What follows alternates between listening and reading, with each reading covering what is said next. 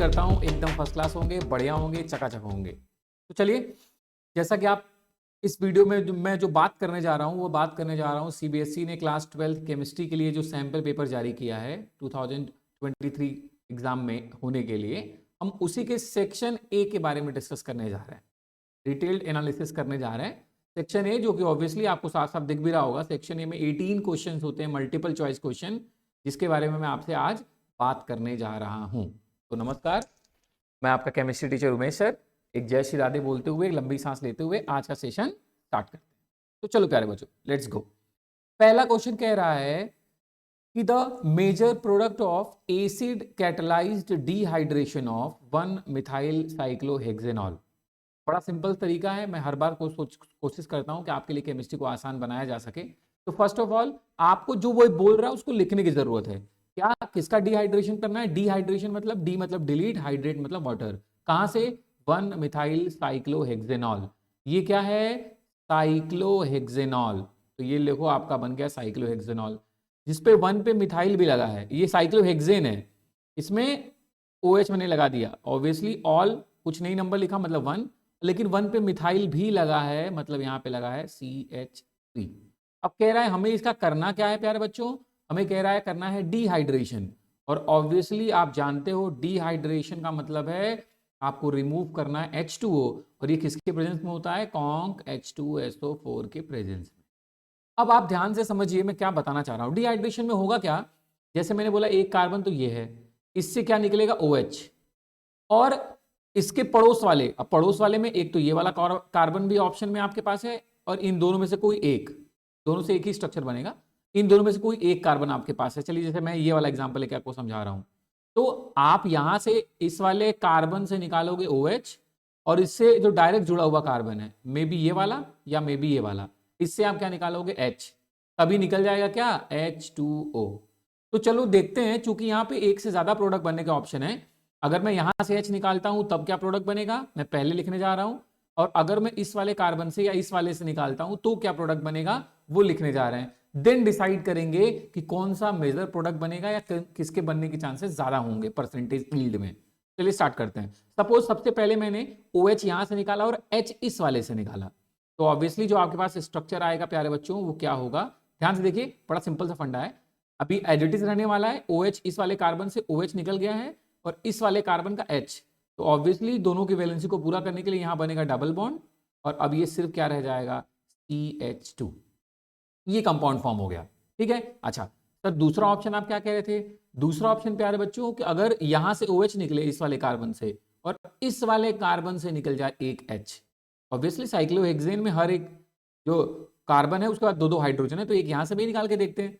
तो जो product next बनने वाला है प्यारे बच्चों, वो बनने वाला है, आपने यहां से जो भी CH3 था उसको रहने दिया, यहां सिर्फ क्या निकला? OH, और यहां वाले का आपने निकाला H, तो यहां क्या बन गया? Double bond. अब आपको भी पता है कि डिहाइड्रेशन के जो प्रोडक्ट हैं वो सैटजेफ रूल के हिसाब से हम चेक करते हैं। कौन सा रूल?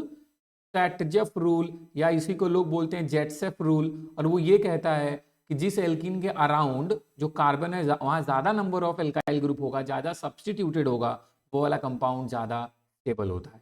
तो यहाँ पे आप नोटिस करिए, यहाँ डबल बॉन्ड के अराउंड ये जो कार्बन उसके पास 2 H है, नंबर ऑफ एल्काइल ग्रुप नहीं है, H है, H। यहाँ पे आप नोटिस करिए, अगर यहाँ डबल बॉन्ड बना है तो यहाँ पे ध्यान से नोटिस करिए सिमेट्री भी प्रेजेंट है, नंबर ऑफ एल्काइल ग्रुप भी ज्यादा है। यहाँ इधर एक एल्काइल ग्रुप लगा है, इधर अगर मैं मानूं तो दूसरा ग्रुप लगा हुआ है। यहाँ पे एक तो लगा हुआ है H, लेकिन एक क्या लगा हुआ है? ये वाले भाई साहब लगे हुए हैं, मतलब इधर वाला ग्रुप। तो obviously number of alkyl group आप कह सकते हैं around double bonded carbon atom इस वाले में ज्यादा है, तो मेजर अमाउंट में ये प्रोडक्ट बनेगा, और इसका नाम क्या है? ये है साइक्लोहेक्सेन, जिसमें 1 नंबर पे क्या लगा है? मिथाइल। तो ये वाला कंपाउंड बनेगा एज अ मेजर प्रोडक्ट, मतलब 1 methyl cyclohexane, option number B. बड़ा ही सिंपल था। यहां आपको अपने दिमाग में क्या रखने वाली बातें थी कि डिहाइड्रेशन मतलब removal of water, acid catalysed, कौन सा acid? Conc H2SO4, mineral acid की प्रेजेंस में डिहाइड्रेशन प्रोसेस हो रही है। आपने नोटिस किया कि फंक्शनल, देखो OH जिस कार्बन से लगा है उस कार्बन के पड़ोसी वाले कार्बन को क्या बोलते हैं भाई? वहीं से मुझे हाइड्रोजन निकालना है, तो यहाँ पे एक से ज्यादा ऐसे कार्बन थे जहां से आप हाइड्रोजन निकाल सकते थे। तो एक बार यहां से मैंने निकाल के ये वाला प्रोडक्ट बनाया, एक बार हमने यहां से हाइड्रोजन निकाल के ये प्रोडक्ट बनाया, और एंड अकॉर्डिंग टू सेटजफ रूल जो ज्यादा मेजर, जो ज्यादा स्टेबल होता वो वाले प्रोडक्ट को मैंने एज अ मेजर मान लिया। ओके, चलो सेकंड क्वेश्चन कह रहा है which one of the following compound is more reactive towards SN1 reaction. जैसे मैंने बोला SN1 प्यारे बच्चों आपके दिमाग में तुरंत आ गया, ओहो सर ये तो यूनिमॉलिक्यूलर न्यूक्लियोफिलिक सब्स्टिट्यूशन। सर मेरे को ऑर्डर पता है 3 degree 2 degree 1 degree. Sir order क्या होता है 3 डिग्री 2 डिग्री 1 डिग्री। और दूसरी इंपॉर्टेंट बात क्या होती है कि मान लो अगर एक से ज्यादा लोग 2 डिग्री में, एक से ज्यादा लोग 3 डिग्री में, देन कौन सा ज्यादा स्टेबल? तो सर जिसका कार्बोकैटायन जितना ज्यादा स्टेबल होगा वो वाला कंपाउंड उतना ही ज्यादा SN1 रिएक्शन देगा। सर ऐसा क्यों? हर बार अपने आप से क्यों पूछा करो, ऐसा क्यों? क्योंकि SN1 रिएक्शन होती है 2 स्टेप में प्यारे बच्चों। पहले में जनरेशन होता है कार्बोकैटायन का और सेकंड स्टेप में क्या होता है? Attack of the nucleophile. तो जब attack of nucleophile second step में होगा तो पहले स्टेप में जो भी कार्बोकैटायन बना हुआ है वो स्टेबल होना चाहिए जिससे आसानी से सेकंड स्टेप में न्यूक्लियोफाइल अटैक कर सके। तो चलिए पहले चेक करते हैं 1 degree 2 degree 3 degree, then check करेंगे किसका कार्बोकैटायन ज्यादा स्टेबल है। तो सबसे पहले इस वाले भाई साहब में आते हैं। तो आपको दिख रहा है साफ साफ मेरा ब्रोमीन जिस कार्बन से लगा हुआ है प्यारे बच्चों वो सिर्फ एक और कार्बन से लगा हुआ है, मतलब क्लियर हो गया, ये है 1 डिग्री। इधर आते हैं, मेरा ब्रोमीन जिस कार्बन से लगा हुआ है वो बेंजीन रिंग से लगा हुआ है, मतलब ऑब्वियसली एक कार्बन से लगा हुआ है। सर ये भी है 1 डिग्री। इधर आते हैं, सर मेरा देखिए मेरा ब्रोमीन जिस कार्बन से लगा हुआ है, अच्छा मैं इसको एक्सपेंड करता हूं वरना आप कंफ्यूजन में रहोगे। ध्यान से देखिए चक्कर क्या है, ये कह रहा है CH, इससे एक तरफ लगा हुआ है C6H5, इससे दूसरे तरफ भी लगा हुआ है C6H5 और इस कार्बन से लगा हुआ है आपका ब्रोमीन। आप इसको एक्सपेंड करें इस स्ट्रक्चर को तभी आप समझ पाएंगे, अदरवाइज आपका दिमाग थोड़ा कम तेज काम करेगा। अभी आपको साफ साफ दिख रहा होगा, कह हाँ सर मेरा ब्रोमीन जिस कार्बन से लगा हुआ है वो 2 और कार्बन से लगा हुआ है, दैट मीन्स ये वाले भैया जी हैं 2 डिग्री। और वही सेम कॉन्सेप्ट आपको यहां भी दिख रहा होगा, बस अंतर सिर्फ इतना है कि यहाँ पे CH यहाँ लगा हुआ है ब्रोमीन, एक तरफ लगा हुआ है C6H5 और एक तरफ क्या लगा हुआ है प्यारे बच्चों CH3। अब आप सोच के देखिए 1 एंड 2 डिग्री, ये वाला भी 2 डिग्री है, तो एक चीज तो क्लियर है कि 1 एंड 2 डिग्री की लड़ाई में 2 डिग्री वाला जीत गया, मतलब 1 डिग्री वाले तो पहले कैंसिल हो गए 4 ऑप्शन में से, ये दोनों हो गए कैंसिल। अब आते हैं इधर, इन 2 डिग्रियों में एक में आपने नोटिस किया कि यहां पे क्या हो रहा है, बेंजीन रिंग है, यहां पे क्या है फिनाइल ग्रुप बेंजीन रिंग जो डीलोकेलाइजेशन करता हुआ आ रहा है, मतलब डीलोकेलाइज होता जा रहा है। अगर मैं यहां पे ब्रेक डाउन करूं तो ये ब्रोमीन और पहले स्टेप में क्या होगा जनरेशन ऑफ कार्बोकैटायन, तो यहाँ पे ये वाला कार्बोकैटायन बनेगा और यहाँ पे प्यारे बच्चों ये बॉन्ड टूटा, अगर ब्रोमाइन आयन अलग हुआ तो यहाँ पे ये वाला कार्बोकैटायन बनेगा। अब मैं चाहता हूं कि मेरा कार्बोकैटायन ज्यादा स्टेबल कहां है, वही वाला ज्यादा रिएक्टिव होगा टुवर्ड्स SN1 रिएक्शन। ज्यादा स्टेबल का मतलब आप क्या समझना चाह रहे हैं? मैं कह रहा हूं यहाँ पे ब्रोमीन अपने इलेक्ट्रॉन को लेके भाग गया था तो कार्बन पे कौन सा चार्ज आ गया था, पॉजिटिव चार्ज। कार्बन पे कौन सा चार्ज आ गया था प्यारे बच्चों, पॉजिटिव चार्ज। अब मेरी बात आप ध्यान से समझना, अब आपने नोटिस किया यहां पे लगे हैं 2 फिनाइल ग्रुप, यहां पे क्या लगे हैं 2 फिनाइल ग्रुप, और दोनों ही क्या कर रहे हैं प्यारे बच्चों, दोनों ही फिनाइल ग्रुप क्या कर रहे हैं, डीलोकेलाइजेशन। ऑब्वियसली रेजोनेंस पॉसिबल है तो डीलोकेलाइजेशन की वजह से इस पॉजिटिव चार्ज को इन्वॉल्व कर ले रहे हैं अपने डीलोकेलाइजेशन प्रोसेस में, और वो क्या कर रहे हैं, इसकी स्टेबिलिटी को इंक्रीज कर दे रहे हैं, रेदर देन यहां पे सिर्फ एक ही लगा हुआ है। तो अगर मैं इन दोनों में बात करूं, मतलब C और D में बात करूं, तो प्यारे बच्चों SN1 को ज्यादा रिएक्टिव कौन होगा, option number C। Simple. I hope आपको ये बात समझ में आई होगी क्यों होगा, हर बार अपने आप से क्यों पूछें तभी ज्यादा अच्छा आप समझ पाएंगे। ठीक है, चलिए आगे बढ़ते हैं। कह रहा है KMNO4 is coloured due to, आपने बोला, वैसे तो मैं आपको बता दूं प्यारे बच्चों, देखिए मोस्टली जो कंपाउंड्स हैं अगर वो कलर शो कर रहे हैं तो वो करते हैं बिकॉज ऑफ डी ट्रांजिशन। अच्छा, अब ऑब्वियसली अगर आप ये सैंपल पेपर मेरे साथ डिस्कशन कर रहे हैं, अब आप बोर्ड एग्जाम के काफी नजदीक आ गए हैं, तो अभी आपको डी ट्रांजिशन बताने की जरूरत नहीं है, फिर भी मैं एक्सप्लेन करता हूं। डी ट्रांजिशन का मतलब है जब इलेक्ट्रॉन T2G से EG की तरफ शिफ्ट हो या EG से T2G की तरफ इलेक्ट्रॉन का ट्रांजिशन हो, तो इसी को हम बोलते हैं डी ट्रांजिशन। लेकिन ऐसा करने के लिए भी मेरे पास D में इलेक्ट्रॉन होने चाहिए, जबकि अगर मैं बात करूं KMNO4 की, तो यहां पे Mn कौन से ऑक्सीडेशन स्टेट में है, +7। उम्मीद करता हूं आपको ये कैलकुलेट करना आता होगा। K मतलब +1, जिसका निकालना है हमने उसको माना X, एक ऑक्सीजन पे -2 चार्ज होता है तो 4 पे क्या होगा -8 equal to charge of the compound that is 0। तो यहां से X की कैलकुलेशन क्या आई, +7, इसलिए मैंने लिखा कि Mn यहाँ पे कौन से स्टेट में है, +7। और अगर मैं मैंगनीज की बात करूं जिसका एटॉमिक नंबर होता है प्यारे बच्चों 25, अगर मैं आउटर कॉन्फ़िगरेशन की बात करूं तो मैं क्या लिखूंगा सर, हम लिखते हैं 4s2 3d5। आप नोटिस करो +7 स्टेट है, 2 इलेक्ट्रॉन यहां से भी निकल गया, 5 इलेक्ट्रॉन यहां से भी निकल गया, मतलब यहां पे कॉन्फ़िगरेशन क्या हो गया, 3d भी 0, 4s भी 0। यहां तो डी में इलेक्ट्रॉन ही नहीं है, और जब इलेक्ट्रॉन ही नहीं है तो ये डी ट्रांजिशन से कलर तो नहीं दिखाएगा, ये तो क्लियर हो गया। फिर दूसरा ऑप्शन क्या है, आपने पढ़े होंगे ऑब्वियसली, नहीं तो मैं तो हूं ही आपके प्रॉब्लम को सॉल्व करने के लिए। सेकंड ऑप्शन ये कहता है प्यारे बच्चे कि जो कंपाउंड कलर शो कर रहे हैं लेकिन उनके पास डी में इलेक्ट्रॉन ही नहीं है, मतलब डी ट्रांजिशन से कलर शो नहीं कर पाते वो, तो उसके लिए सिर्फ दूसरा ऑप्शन यही है कि क्या हो, चार्ज ट्रांसफर हो। आपने पढ़ा है KMnO4 is a coordination complex, तो आपने पढ़ा होगा मेटल और लीगेंड के बीच में क्या बनता है, कोऑर्डिनेट बॉन्ड, जिसमें लीगेंड क्या करता है, मेटल को, सेंट्रल मेटल को इलेक्ट्रॉन पेयर डोनेट करता है।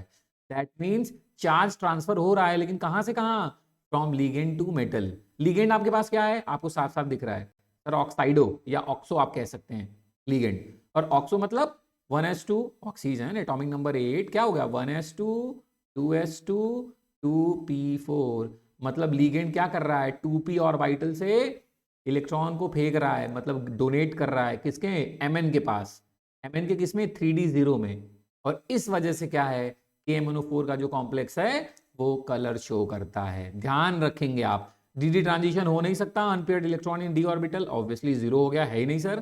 Charge transfer from metal to ligand, ये होता ही नहीं, कोऑर्डिनेट कंपाउंड है, एंड इसमें जो भी ट्रांसफर हो रहा है वो लीगेंड से मेटल की तरफ हो रहा है, तो दैट्स वाई आपका जो करेक्ट आंसर है वो क्या है, charge transfer from ligand to metal.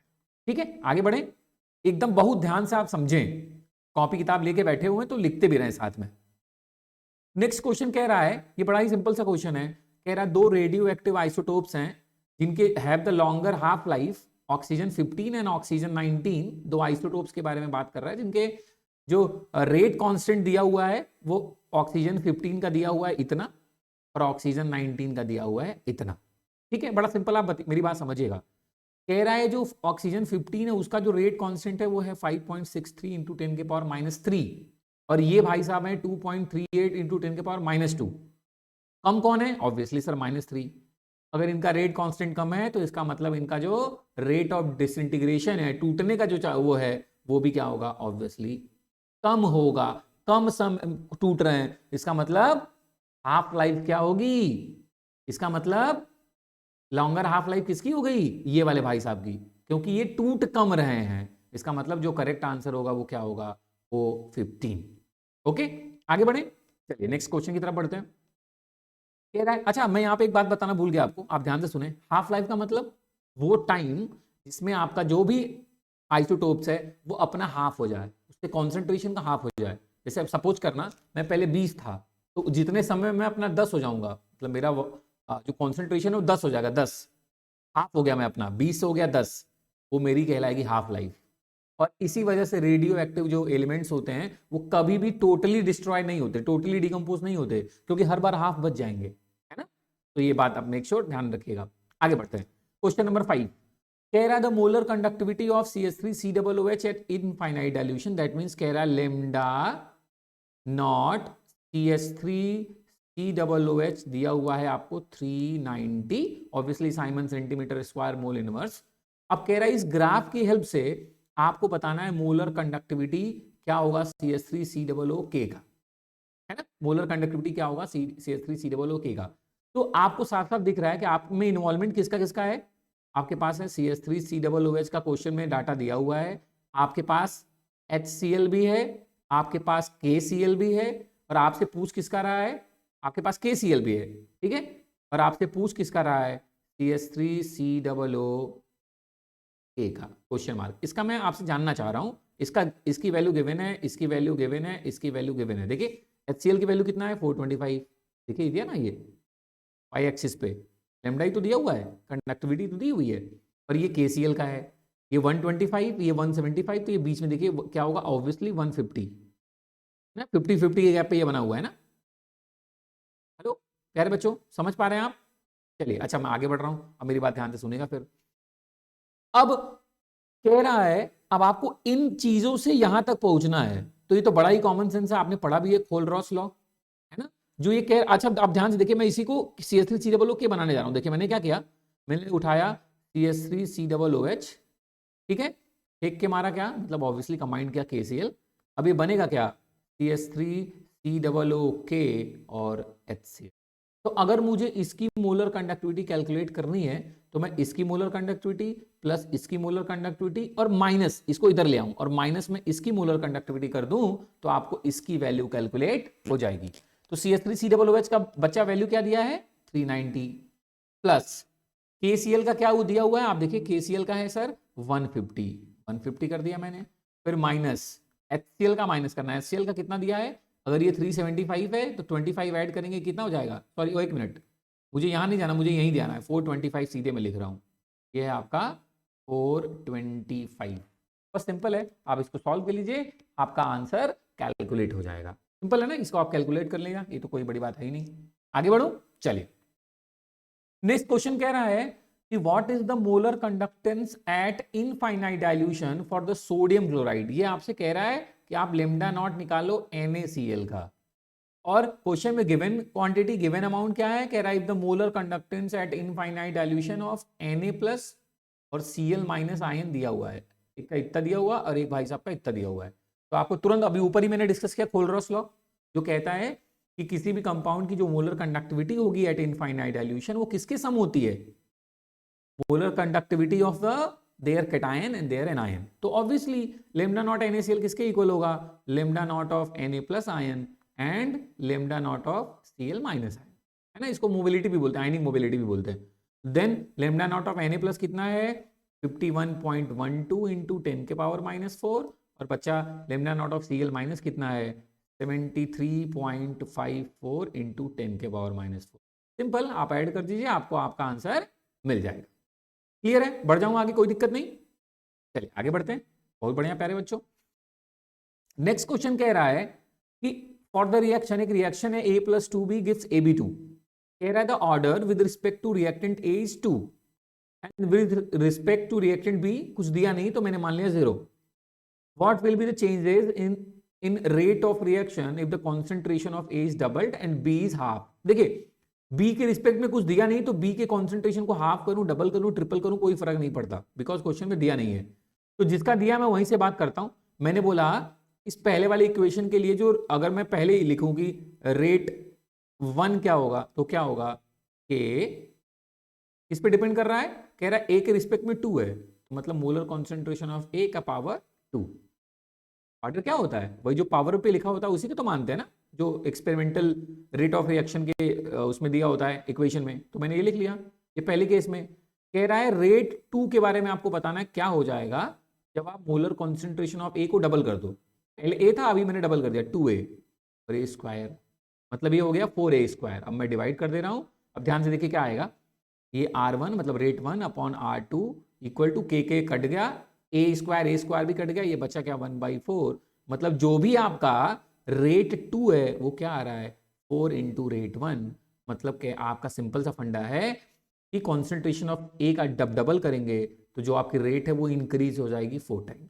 Simple है, कैलकुलेशन कुछ ज्यादा था नहीं, दैट्स व्हाई मैंने कर भी दिया। ठीक है, ओके प्यारे बच्चों, आपको इसके बाद भी अगर कोई दिक्कत होती तो आप प्लीज मेरे को वीडियो के नीचे कमेंट में लिखें, मैं 110% जरूर आपको सारे जो भी आपके डाउट्स होंगे जरूर पूरी कोशिश करूंगा क्लियर करने की।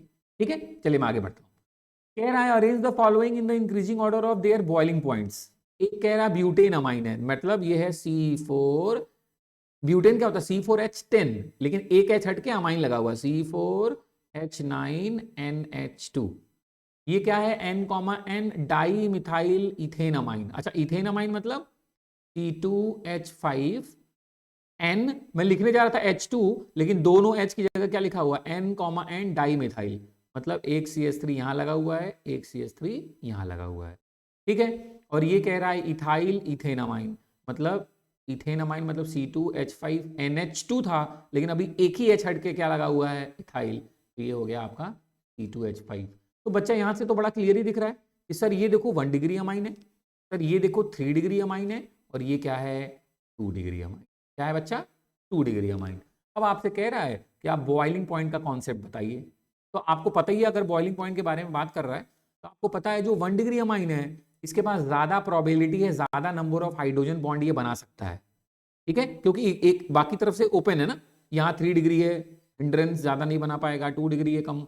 मतलब आपसे अगर मैं कहूं कि करेक्ट ऑर्डर क्या है, तो सबसे पहले 1 आएगा, फिर मतलब सबसे पहले ए बी सी को मैं ऑर्डर वाइज करूं तो सबसे ज्यादा किसका होगा, ए का, फिर किसका होगा प्यारे बच्चों, सी का, और फिर किसका होगा, बी का। क्वेश्चन में क्या हुआ है, इंक्रीजिंग ऑर्डर, तो सबसे पहले फिर बी सी ए, मतलब राइट आंसर क्या होगा, डी वाला। क्लियर होगा, बड़ा सिंपल सी बात है ना, आप समझ गए होंगे कि 1 डिग्री वाला ज्यादा नंबर ऑफ हाइड्रोजन बॉन्ड बना सकता है एज कंपेयर टू 2 डिग्री, और 2 डिग्री वाला ज्यादा बना सकता है एज कंपेयर टू 3 डिग्री। ठीक है, आगे बढ़े। अगला क्वेश्चन है कि द CFSE ऑफ दिस, अब आप नोटिस करो ये है COCl6-3, ये कोबाल्ट का Ml6 मतलब ऑक्टाहेड्रल कॉम्प्लेक्स है, और जिसके लिए CFSE मतलब क्रिस्टल फील्ड स्प्लिटिंग या स्टेबलाइजेशन एनर्जी दी हुई है इतना। अब कह रहा है आपको CFSE कैलकुलेट करना फिर कोबाल्ट के लिए ही, लेकिन वो कंपाउंड कैसा है, Ml4 मतलब टेट्राहेड्रल। थोड़ा सोचिए, और सोचिए क्या कोई रिलेशन है क्या ऑक्टाहेड्रल और टेट्राहेड्रल स्प्लिटिंग के बीच में, तो आपको याद आएगा, हाँ सर एक तो है जो स्प्लिटिंग होती है सर टेट्राहेड्रल की, वो इक्वल होती है 4/9 स्प्लिटिंग ऑफ ऑक्टाहाइड्रल। टेट्राहाइड्रल के लिए पूछ रहा है, 4/9 आपके पास है, ऑक्टाहाइड्रल स्प्लिटिंग की वैल्यू दी हुई है 18000। आप इसको सॉल्व कर लीजिए, आपका आंसर फिर से आ जाएगा। ठीक है, सिंपल, आगे बढ़ जाए। अरे ये कैलकुलेशन तो आसान है, इसका तो आप खुद भी सॉल्व कर लो, थोड़ा काम आपके लिए भी छोड़ रहा हूं। नेक्स्ट क्वेश्चन में कह रहा है what would be the major product of the following reaction. आपके सामने एक रिएक्शन है, कह रहा है उसका मेजर प्रोडक्ट क्या होगा। तो थोड़ा मैं आपको रिएक्शन लिख के समझाता हूं, मैं नहीं चाहता आपको कुछ रटना पड़े, आप मेरी बात ध्यान से समझिए, आप फटाक समझ जाएंगे। देखिए ये ऐसे समझिए, एक तरीके से ये है O और यहाँ लिखा हुआ है C6H5, और आपसे कह रहा है कि जब HBr आप रिएक्ट कराओगे तो क्या चांसेस है कंपाउंड के ज्यादा बनने की। अब आपने नोटिस किया कि सर ये है ROR, और अपने पास दो ऑप्शन है, या तो ये वाला बॉन्ड टूटे सर पहला ऑप्शन, या तो ये वाला बॉन्ड टूटे सर दूसरा ऑप्शन। बस हमें यही डिसाइड करना है कि कौन सा बॉन्ड टूट जाएगा, बस उसी हिसाब से आप प्रोडक्ट बना लेना।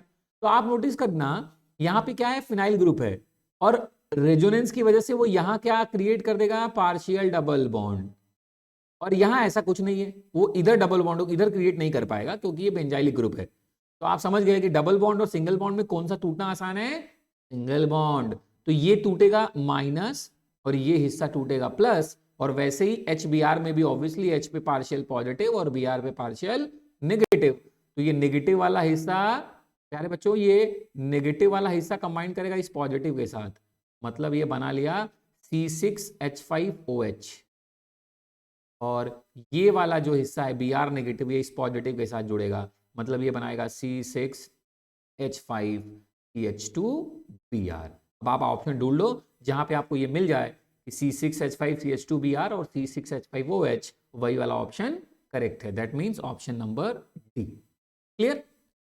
अगले क्वेश्चन में कह रहा है which of the following statement is not correct for amines. ठीक है, तो चलो ढूंढते हैं, इसमें से कह रहा है कौन सा सही नहीं है, मतलब इन चार में से 3 तो सही होंगे, एक ही गलत होगा, तो इसी बहाने चलो सही गलत सब ढूंढ लेते हैं। कह रहा है most alkyl amines are more basic than ammonia. अच्छा, अमोनिया बेसिक है क्यों, क्योंकि नाइट्रोजन के आउटर में होते हैं 5 इलेक्ट्रॉन, 3 हाइड्रोजन के साथ बॉन्ड बनाने के बाद भी इसके पास एक लोन पेयर है, और ये लोन पेयर डोनेट कर सकता है, इसलिए हम इसके बेसिक नेचर के बारे में कह रहे हैं कि ये बेसिक नेचर शो करेगा। अब क्वेश्चन नंबर 1 में कह रहा है, मतलब ऑप्शन नंबर 1 में कि जो एल्काइल अमाइंस है वो अमोनिया से ज्यादा बेसिक होंगे। अच्छा मेरी बात ध्यान सुना, एल्काइल अमाइन मतलब RNH2।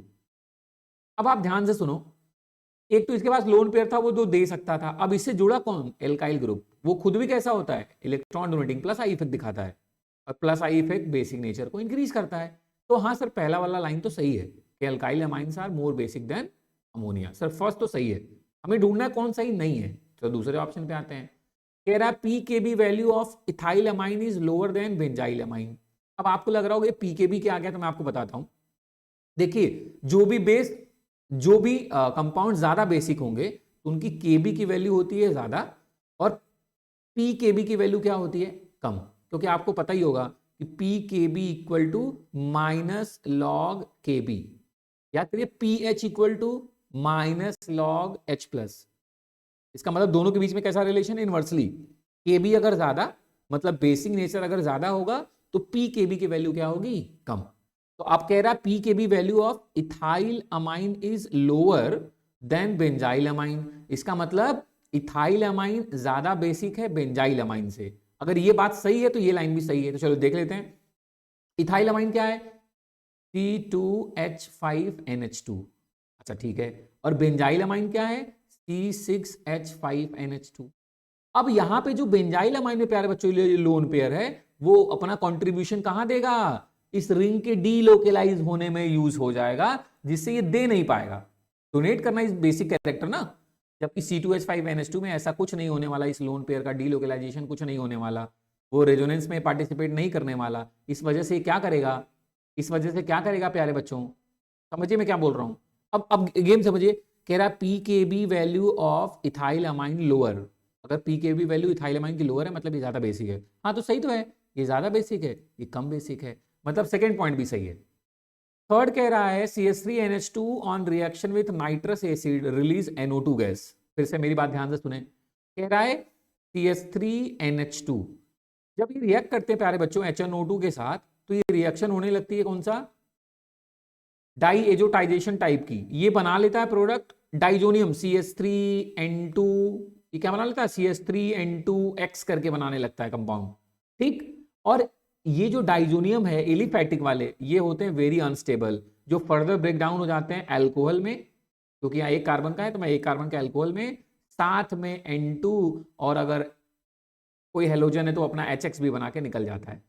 तो इसका मतलब ये है कि जब मिथाइल अमाइन रिएक्शन करेगा नाइट्रस एसिड के साथ, तो NO2 गैस नहीं रिलीज होगी प्यारे बच्चों, N2 गैस रिलीज होगी। मतलब थर्ड वाला ऑप्शन जो है वो क्या है? गलत है। मतलब आपके इस हिसाब से थर्ड वाला ऑप्शन क्या हो गया? सही, यही करेक्ट नहीं है। लेकिन अभी फोर्थ पॉइंट भी है, पहले उसको भी देख लेते हैं। कह रहा Hinsberg reagent react with secondary amines to form sulphonamide. Hinsberg reagent क्या होता है? C6H5SO2Cl, बेंजीन सल्फोनिल क्लोराइड, यही तो है हिंसबर्ग रिएजेंट। जब ये रिएक्ट करेगा प्यारे बच्चों किसके साथ? ध्यान से देखो, सेकेंडरी अमाइन। तो मैं वैसे ही लिख रहा हूं, मैंने लिखा H फिर लिखा N, सेकेंडरी है तो एक आर इधर ले लेता हूं, एक आर इधर ले लेता हूं। जब ये रिएक्शन करते हैं तो यहां से निकल जाता है प्यारे बच्चे HCl, और जो कंपाउंड बनता है वो बनता है C6H5SO2। अब देखो HCl निकल गया है, अब यहां क्या डायरेक्ट बचा N और उससे लगा हुआ R। ठीक है। अब मेरे प्यारे बच्चों मेरी बात ध्यान समझना। C6H5SO2NH2 को बोलते हैं बेंजीन सल्फोनामाइड। क्या बोलते हैं? Benzene sulphonamide. प्यारे बच्चों क्या बोलते हैं? Benzene sulphonamide.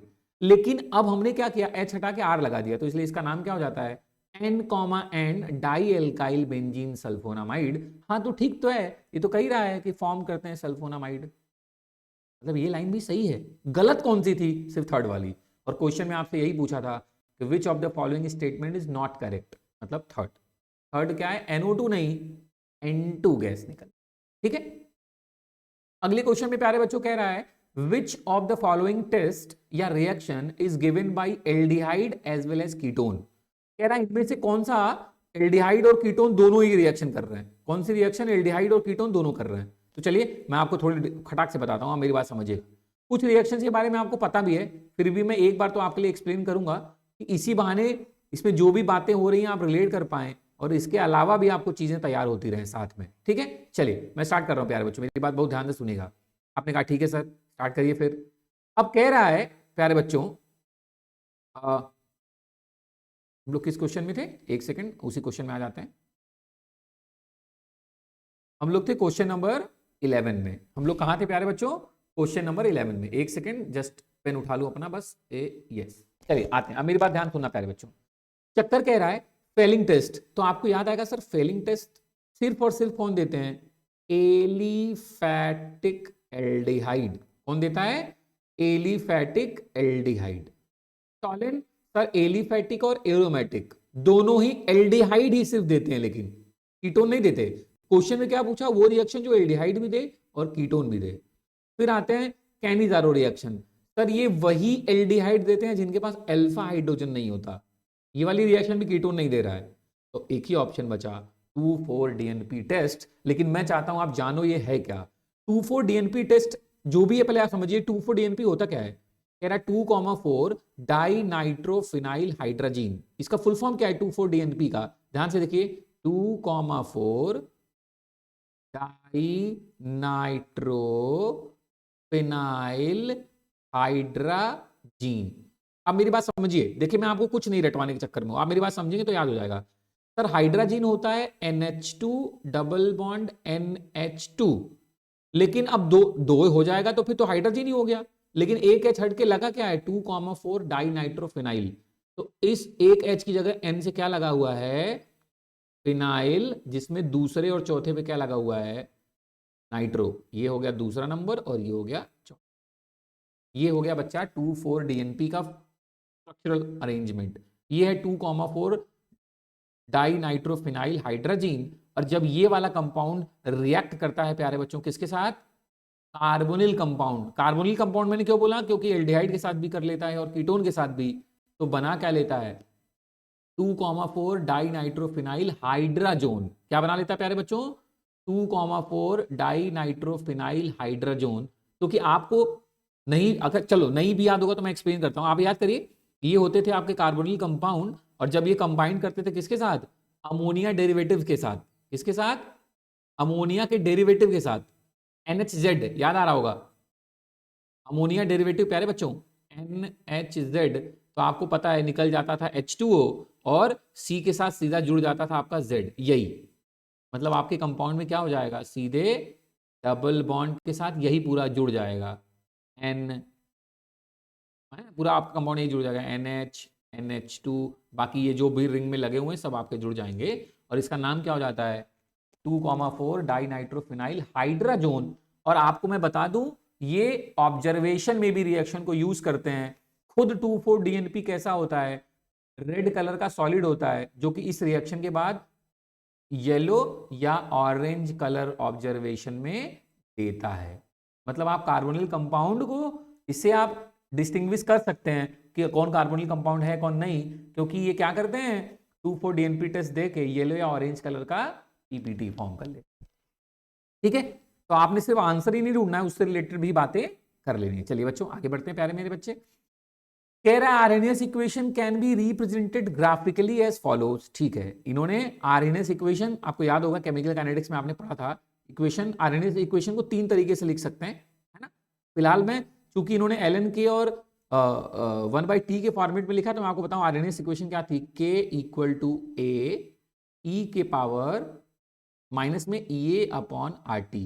अब मैं इसके बीच में ग्राफ नहीं बनाना, मुझे देखो ln k और इसके बीच में बनाना है, तो मैंने दोनों तरफ लॉग ले लिया। अभी क्या बन गया ये ln k equal to ln का मतलब होता है log base to e, natural log a e के पावर माइनस में EA/RT।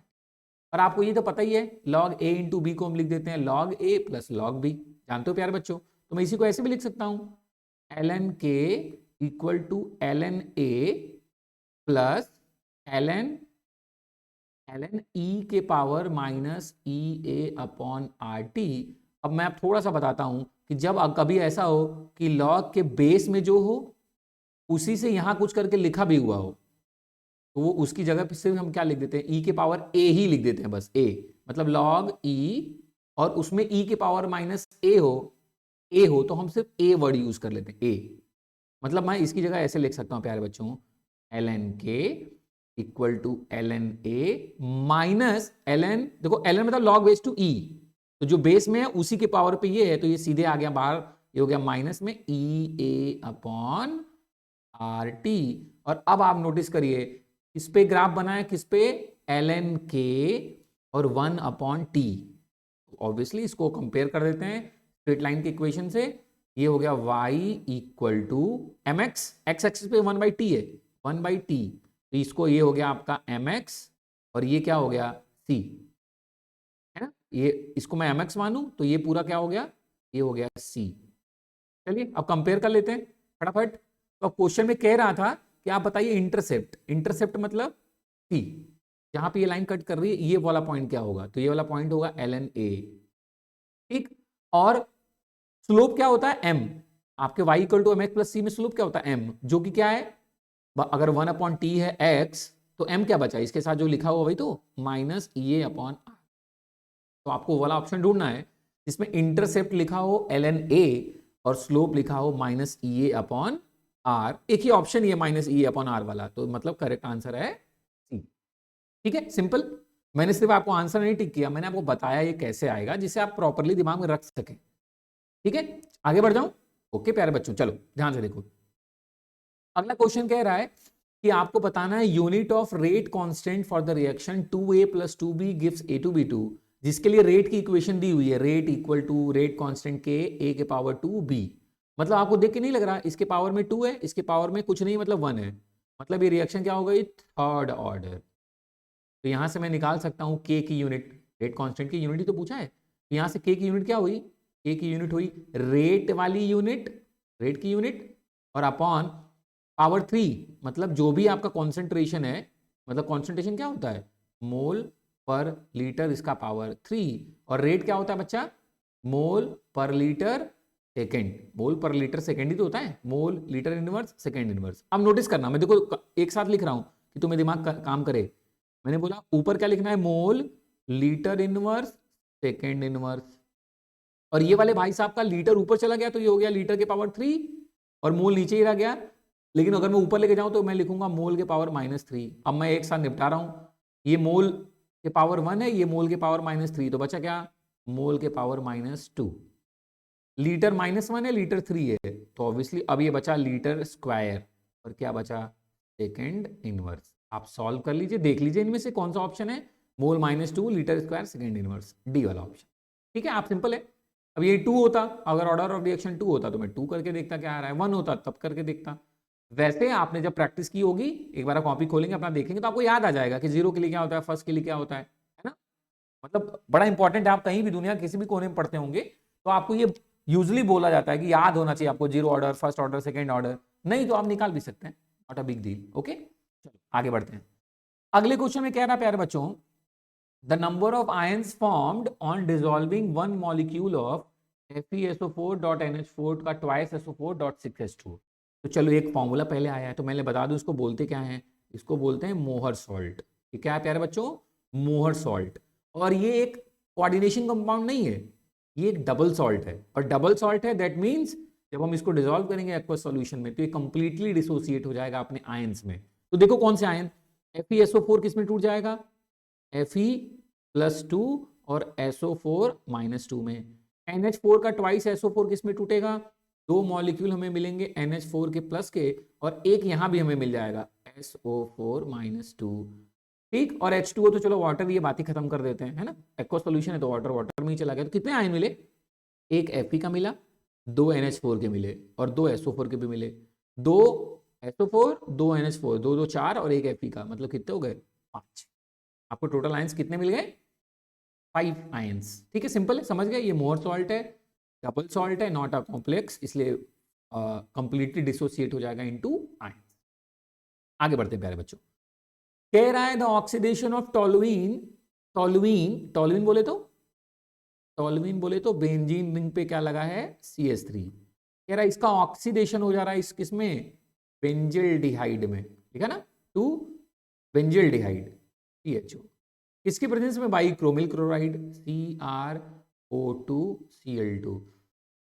थोड़ा भी आपने पढ़ा होगा तो ये एक नेम्ड रिएक्शन आपके दिमाग में आ गई होगी कि सर ये तो इटार्ड रिएक्शन के बारे में बात हो रही है। किसके बारे में बात हो रही है, इटार्ड रिएक्शन के बारे में। ये कंप्लीट ऑक्सीडेशन नहीं है, it is a partial oxidation. अगर कंप्लीट ऑक्सीडेशन होता तो ये बन जाता COOH, benzene carboxylic acid. Etard reaction is a partial oxidation reaction है ना। तो आपको याद ही आ गया इटार्ड। राइमर टाइमन में सर ये ऐसा नहीं होता, राइमर टाइमन में क्या होता है, हम एक साथ डिस्कस कर ही दे रहा हूं। राइमर टाइमन में हम क्या लेते हैं, लेते हैं फिनॉल, और बनता क्या है, सैलिसिल्डिहाइड। क्या बन जाता है प्यारे बच्चों, सैलिसिल्डिहाइड। याद आ गया होगा आपको, ठीक है, NaOH और CHCl3 क्लोरोफॉर्म वाली रिएक्शन। तो सर ये क्लियर हो गया, इसका ऑप्शन तो इटार्डी है, लेकिन मैं सब डिस्कस कर दे रहा हूं, आपको याद होगा। स्टिफेंट में क्या होता था सर, हम नाइट्राइल लेते थे, RCN लेते थे, और इससे क्या बना लेते थे, RCHO। ठीक है, बनता था एल्डिहाइड, ऐसा नहीं कि नहीं बनता था, लेकिन स्टेफन में रिएक्टेंट क्या लेते थे, आरसीएन। ठीक है, एक तरीके का ये रिडक्शन था, रिडक्शन। ठीक है, कैनिजारो में सर, कैनिजारो तो हम लेते थे किसके लिए, हम तो इसमें तो यूज ही करते हैं सर एल्डिहाइड, ऐसे एल्डिहाइड जिनके पास अल्फा हाइड्रोजन नहीं होते, जैसे HCHO, जैसे बेंजल्डिहाइड।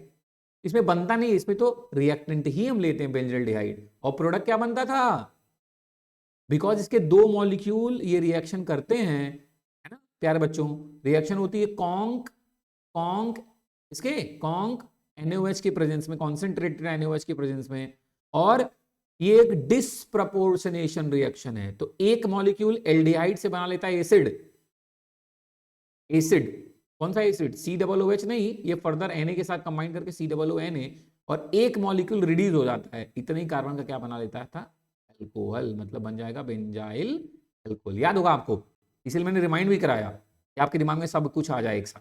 ठीक है, चलिए आगे बढ़ जाऊं, पक्का, चलिए आगे बढ़ो। ओके, नेक्स्ट कह रहा है एसेशन रीजन के क्वेश्चंस हैं, चलो इसमें भी ध्यान देने की बात है। कह रहा है ether is more volatile than alcohol of a comparable molecular mass. हाँ ठीक है, क्योंकि अल्कोहल के पास क्या एबिलिटी होती है, टू फॉर्म हाइड्रोजन बॉन्डिंग, इस वजह से इनका जो बॉइलिंग पॉइंट है वो बढ़ जाता है, इस वजह से ये जल्दी मतलब लेस वोलेटाइल हो जाते हैं एज कंपेयर टू ईथर। हाँ पहला पॉइंट तो सही है सर, एसर्शन राइट।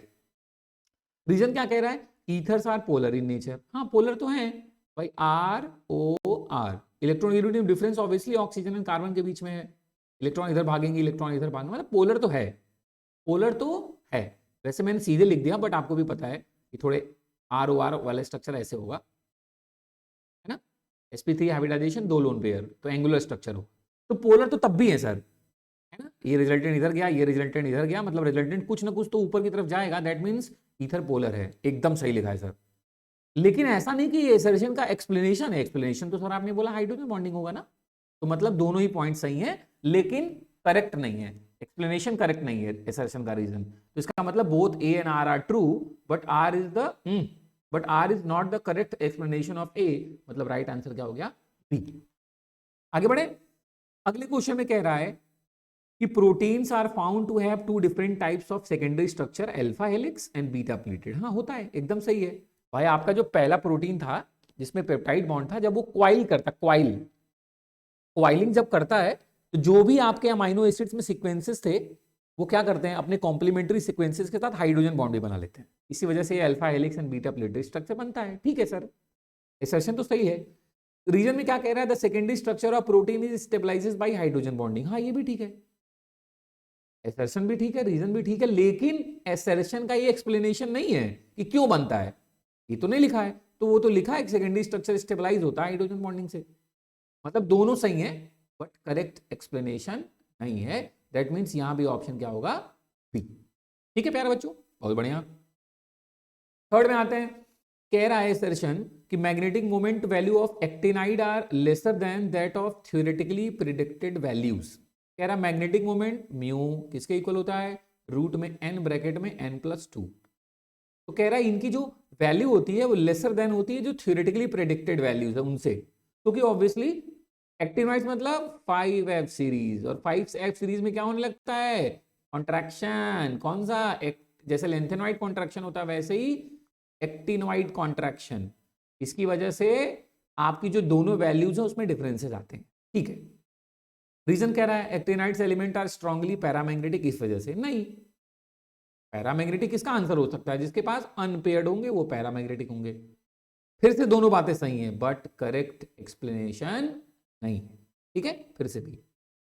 चलिए सेक्शन ए के लास्ट क्वेश्चन की तरफ बढ़ते हैं। 18 क्वेश्चन क्या कह रहा है प्यारे बच्चों, कह रहा है tertiary amines are more basic than corresponding secondary and primary amine gaseous state. अभी देखो लिखा है गैसियस स्टेट, और गैसियस स्टेट में बेसिसिटी डिपेंड करती है प्लस आई इफेक्ट पे। किस पे डिपेंड करती है, ओनली प्लस आई इफेक्ट, और प्लस आई इफेक्ट मतलब जितना ज्यादा आर उतना ज्यादा बेसिक नेचर। तो ठीक तो है, टर्शियरी अमाइन मतलब जिसमें 3 एल्काइल ग्रुप लगे होंगे, ऑब्वियसली टर्शियरी, ठीक ना, तीनों सब्स्टिट्यूट हो गए, वो ज्यादा बेसिक होगा सेकेंडरी एंड प्राइमरी के। तो सर एसर्शन तो करेक्ट है। रीजन में आते हैं, कह रहा है tertiary amines have 3 alkyl group which cause plus I effect. अरे सर एकदम करेक्ट आंसर दे दिया, मतलब एसर्शन को करेक्टली रीजन जो है वो एक्सप्लेन भी कर रहा है। तो इस बार बी नहीं है, इस बार होने वाला है ए। both A and R are true and R is the correct explanation of A.